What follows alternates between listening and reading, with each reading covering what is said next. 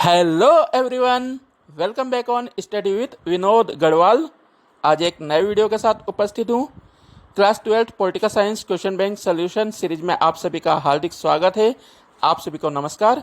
प्रिय विद्यार्थियों, साथियों, जैसा कि आप सभी जानते हैं कि इस समय मेरे द्वारा माध्यमिक शिक्षा मंडल द्वारा उपलब्ध कराई गई कक्षा 12 राजनीति विज्ञान की प्रश्न बैंक को हल कराने हेतु एक विशेष सीरीज चलाई जा रही है। यह इस सीरीज का मेरा 14वां वीडियो है। इसके पहले 13 वीडियो मैं बना चुका हूं, जिनके माध्यम से हम कक्षा 12 राजनीति विज्ञान की प्रश्न बैंक के सभी वस्तुनिष्ठ प्रश्नों को हल कर चुके हैं। साथ ही हम 2 अंक के अति लघुत्तरीय प्रश्नों को भी कुछ हल कर चुके हैं।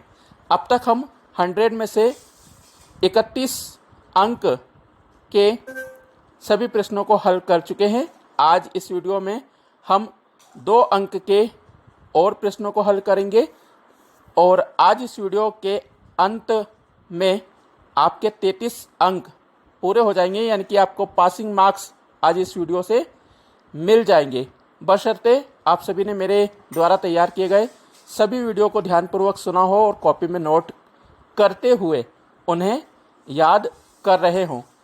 परीक्षा की संभावना है कि जुलाई के पहले सप्ताह में आयोजित होगी। इस संबंध में 2-4 दिनों में हमको आधिकारिक रूप से सूचना मिलेगी और संभवतः टाइम टेबल भी आ जाएगा। अतएव मेरा आप सभी से यही निवेदन है कि अपनी पढ़ाई निरंतर और नियमित रूप से करते रहें। हालांकि मैं देख रहा हूं कि पिछले कुछ दिनों से आपकी पढ़ाई में कुछ कमी आई है और आपको यह भ्रम हो रहा है कि आपकी परीक्षा शायद नहीं होगी, किंतु ऐसा बिल्कुल भी नहीं है। अभी 2 दिन पहले ही शिक्षा राज्य मंत्री महोदय ने कहा है कि परीक्षा होगी और परीक्षा अवश्य ही होगी। जुलाई के पहले सप्ताह में हम कक्षा 12वीं की परीक्षाएं आयोजित करने वाले हैं। तो प्रिय विद्यार्थियों, आप पढ़ाई में जुट जाए और जो आपको अतिरिक्त समय मिला है, इस अतिरिक्त समय का लाभ उठाकर हम अपने अंकों को और बेहतर करें। मैं निरंतर आपकी सेवा में उपस्थित होकर नए नए वीडियो दे रहा हूं और प्रश्न बैंक में उपलब्ध कराए गए सभी प्रश्नों को हल करा रहा हूं। आज इस वीडियो में हम प्रश्न बैंक के अध्याय 6 और हमारी पुस्तक समकालीन विश्व राजनीति के अध्याय 9 वैश्वीकरण के प्रश्नों को हल करेंगे। वैश्वीकरण जो हमारा चैप्टर है, इससे कुल मिलाकर 8 अंक के प्रश्न आना है। 2 वस्तुनिष्ठ प्रश्न आना है जिनको हम हल कर चुके हैं। एक प्रश्न 2 अंक का आना है जिसको आज हम हल करेंगे और एक प्रश्न 4 अंक का आएगा जिसको हम 4 नंबर के प्रश्नों में हल करेंगे। तो प्रिय विद्यार्थियों, आज का वीडियो मैं आरंभ करूं उसके पहले एक छोटी सी विनती, आपसे एक निवेदन है, गुजारिश है कि यदि आप मेरे चैनल पर नए आए हैं और आपने मेरे चैनल को सब्सक्राइब नहीं किया है तो आप इसी समय झटपट मेरे चैनल को सब्सक्राइब कर लें। बेल आइकन का बटन अवश्य दबा दें ताकि आपको नए वीडियो अपलोड होने का नोटिफिकेशन मिल सके। वीडियो पसंद आए तो इसे अधिक से अधिक लाइक करें और अधिक से अधिक शेयर अवश्य करें ताकि अन्य विद्यार्थियों तक मेरी मेहनत पहुँच सके और वे अच्छे अंकों से कक्षा 12 के राजनीति विज्ञान के प्रश्न पत्र को हल कर सके। तो चलिए शुरू करते हैं हम हमारा आज का वीडियो। अध्याय 9 वैश्वीकरण। इसमें पहला प्रश्न दिया है, वैश्वीकरण के उत्तरदायी 2 कारण लिखिए। यानी कि वे कारण आपको बताना है जिनसे वैश्वीकरण का उदय हुआ। तो उत्तर नोट करिए आप। वैश्वीकरण के लिए उत्तरदायी 2 कारण निम्न हैं। नंबर 1 तकनीकी का विकास और नंबर 2 है पारस्परिक निर्भरता। नंबर 1 तकनीकी का विकास। देखिए, आज तकनीक का जो विकास पूरे विश्व में हुआ है वह किसी से छिपा नहीं है। तकनीकी विकास के फैलाव से प्रवाह आसानी से हो जाता है। प्रवाह, चाहे वो विचारों का हो, वस्तुओं का हो या व्यक्ति की आवाजाही का हो या अन्य कोई भी हो, और जो प्रवाह होता है वही वैश्वीकरण कहलाता है। तो वैश्वीकरण का जो उदय हुआ है, वैश्वीकरण का जो फैलाव हुआ है, उसमें तकनीक की एक महत्वपूर्ण भूमिका रही है।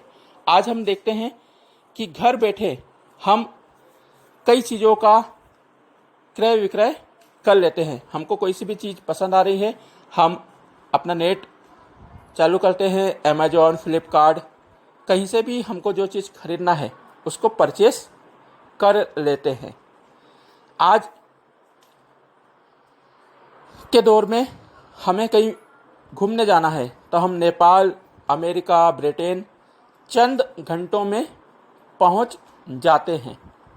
आज ऐसा कोई भी क्षेत्र नहीं है जहां पर तकनीक ने विकास नहीं किया है।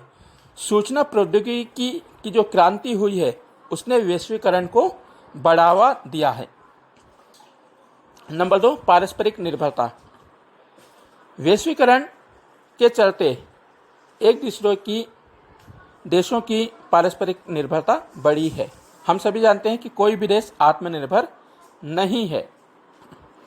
हम हमारे देश का उदाहरण लें, भारत में तेल नहीं होता है, हमें तेल आयात करना पड़ता है। हम तेल के क्षेत्र में दूसरे देशों पर निर्भर हैं, किंतु वे देश भी जो हमें तेल दे रहे हैं वो खाद्यान्न के लिए हम पर निर्भर हैं। तो पारस्परिक निर्भरता ने भी वैश्वीकरण को बढ़ाने में अपनी महत्वपूर्ण भूमिका निभाई है। तीसरा पॉइंट है वैश्वीकरण का उदय, वैश्विक समस्याओं का वैश्विक प्रभाव। वैश्वीकरण का जो उदय हुआ है उसमें वैश्विक समस्याओं का भी एक महत्वपूर्ण योगदान रहा है। आज किसी भी देश में कोई घटना घटती है तो उससे पूरा विश्व प्रभावित होता है। आज हम कोरोना महामारी को ले लें, पिछले 1.5 साल से कोरोना महामारी फैली है, तो क्या केवल यह चीन में फैली है? नहीं, आज चीन के अतिरिक्त दुनिया भर के अधिकांश देशों में कोरोना महामारी फैल चुकी है। इससे निपटने के लिए प्रत्येक देश वैक्सीन बनाने में अग्रसर है। कुछ देशों ने बना ली है तो वो एक दूसरे को वैक्सीन उपलब्ध करा रहे हैं। तो कहने का यही आशय है। हम आतंकवाद को लें, आतंकवाद भी आज किसी एक देश की समस्या नहीं है। आतंकवाद की समस्या पूरे विश्व की समस्या हो गई है और पूरा विश्व आतंकवाद से लड़ने के लिए जद्दोजहद कर रहा है। तो प्रिय विद्यार्थियों, वैश्वीकरण के लिए कई कारण उत्तरदायी हैं, और यदि आप इस प्रश्न को विस्तार से पढ़ना चाहते हैं, अच्छे से समझना चाहते हैं, तो समकालीन विश्व राजनीति की मैंने प्लेलिस्ट बना दी है। वहाँ पर आप अध्याय 9 वैश्वीकरण को विस्तार से पढ़ सकते हैं। वहाँ पर मैंने बहुत विस्तार से इस अध्याय को पढ़ाया है। अर्थ, विशेषताएं, गुण, कारण और भारत के साथ संबंध, भारत का प्रभाव वैश्वीकरण में, वैश्वीकरण का प्रभाव भारत में, ये तमाम सारे टॉपिक वहाँ पर बहुत अच्छे से समझाए हैं। तो आप और विस्तार से इसको पढ़ सकते हैं। यातायात, संचार, परिवहन की भी एक अहम भूमिका रही है वैश्वीकरण के उदय में। बहुराष्ट्रीय कंपनियों का उदय वैश्वीकरण में महत्वपूर्ण रहा है। तो तमाम सारे कारण हैं जिनको आप लिख सकते हैं। तो 2 नंबर के हिसाब से मैंने छोटा सा बताया है आपको, तो विस्तार से आप वहाँ पर पढ़ें तो और अच्छे से आपको समझ में आ जाएगा। आई होप कि आपको सब कुछ समझ में आ रहा होगा। अब हम प्रश्न 2 देखते हैं। इसमें दूसरा प्रश्न है, वैश्वीकरण में कौन सा देश दूसरे एवं तीसरे स्थान पर है? उन 2 देशों के नाम बताना है आपको जो वैश्वीकरण में दूसरे और तीसरे स्थान पर है। तो उत्तर नोट करिए। वैश्वीकरण में जापान विश्व में दूसरा स्थान है, जबकि फिनलैंड का वैश्वीकरण में तीसरा स्थान है। जो वैश्विक रैंक जारी हुई है उसमें जापान को दूसरा स्थान दिया गया है और फिनलैंड को तीसरा स्थान दिया गया है। आप मुझे कमेंट करके बताइएगा कि वैश्वीकरण में अग्रणीय प्रथम देश कौन सा है? तो आपके कमेंट का मुझे इंतज़ार रहेगा। अब जो तीसरा प्रश्न है वह है, भारत और चीन को प्रोटोकॉल की संधि से क्यों छूट दी गई है? भारत और चीन को प्रोटोकॉल की अर्हताओं से क्यों छूट दी गई है? उत्तर नोट करिए। देखिए साथियों, जो प्रोटोकॉल संधि थी वो ग्रीन हाउस गैसों के उत्सर्जन के संबंध में थी। तो भारत और चीन को इस कारण से छूट दी गई थी क्योंकि इन्होंने उस समय ग्रीन हाउस गैसों का उत्सर्जन नहीं किया था।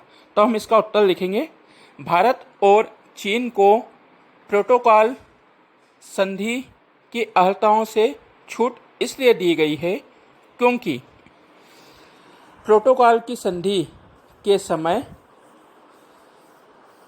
औद्योगिक विकास में भारत और चीन द्वारा ग्रीन हाउस गैसों के उत्सर्जन में कोई योगदान नहीं दिया गया था, जिसके कारण इन दोनों ही देशों को इस संधि की अर्हताओं से छूट दी गई है।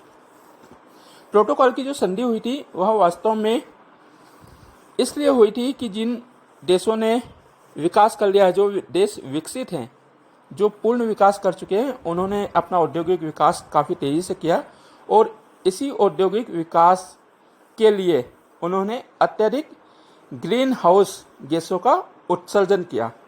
भारत और चीन ये दोनों ही देश विकासशील थे और इन्होंने ग्रीन हाउस गैसों का जो उत्सर्जन था वो बिल्कुल नहीं किया था। 0.0 समथिंग ही इनका योगदान था। तो इसी कारण से इन दोनों ही देशों को छूट दी गई थी। हालांकि जब यह संधि हो गई उसके बाद चीन ने ग्रीन हाउस गैसों का उत्सर्जन अत्यधिक मात्रा में किया है और अपना औद्योगिक विकास किया, किंतु हमें उत्तर में यही लिखना है कि जब प्रोटोकॉल की संधि हुई थी तब इन देशों ने औद्योगिक विकास नहीं किया था। ये देश विकासशील थे और इन्होंने ग्रीन हाउस गैसों के उत्सर्जन में कोई योगदान नहीं दिया, जिसके कारण इन दोनों ही देशों को प्रोटोकॉल संधि की अर्हताओं से छूट दी गई थी। तो प्रिय विद्यार्थियों, मुझे उम्मीद है कि आपने सारे ही प्रश्नों को अच्छे से समझा होगा। मैंने समझाने की दृष्टि से ही आपको यह बताया है, ऐसा नहीं लिखा है मैंने कि आप इसे रटें। आप अच्छे से समझें और इन पॉइंटों को परीक्षा में प्रश्न आने पर लिख दें। और विस्तार से पढ़ना है तो आप समकालीन विश्व राजनीति की जो मेरी प्लेलिस्ट है उसमें अध्याय 9 वैश्वीकरण का अध्ययन करें। अब जाते जाते एक प्रश्न है जिसका उत्तर आप मुझे कमेंट करके दे सकते हैं। प्रश्न है, भारत ने वैश्वीकरण को कब अपनाया? भारत ने वैश्वीकरण को कब अपनाया? तो आपके उत्तर का मुझे इंतज़ार रहेगा। प्रिय विद्यार्थियों, आप पढ़ाई करें। आपने पिछले वीडियो में जो मैंने प्रश्न पूछा था उसका उत्तर आज तक नहीं दिया है, तो आप पढ़ाई करते रहें निरंतर। मैं यूं ही आपको वीडियो बनाते रहूँगा। कोविड से बचने के लिए सरकारी नियमों का पालन करें। अब नेक्स्ट वीडियो हम तैयार करेंगे हमारी दूसरी पुस्तक स्वतंत्र भारत में राजनीति का अध्याय 1 राष्ट्र निर्माण की चुनौतियाँ। उसमें से भी 2 अंक का एक प्रश्न आएगा। तो बहुत जल्दी ही मैं आपकी सेवा में वीडियो लेकर उपस्थित होऊंगा। अब मुझे इजाज़त दीजिए, मिलते हैं। तब तक के लिए bye bye, good bye. Thank you for watching my YouTube channel. जय हिंद, जय भारत। Pause button.